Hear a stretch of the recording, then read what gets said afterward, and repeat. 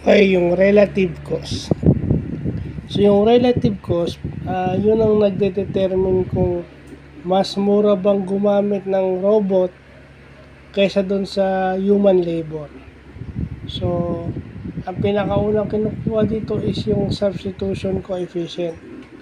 Kapag ka greater than 1 yung coefficient,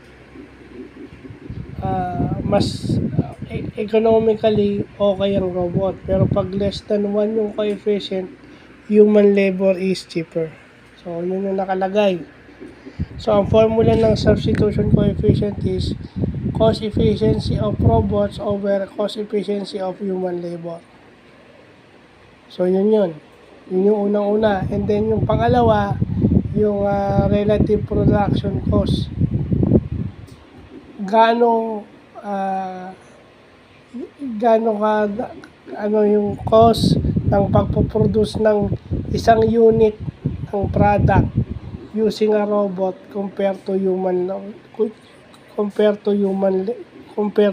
labor.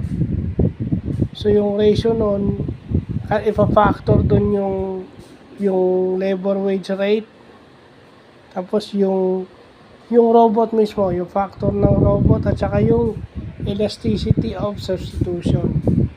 Alam naman natin yung elasticity of substitution, yung 0 or 1 lang yan, parang yung elasticity of demand.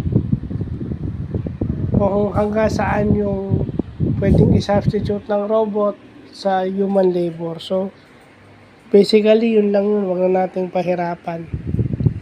So, yun lang pa.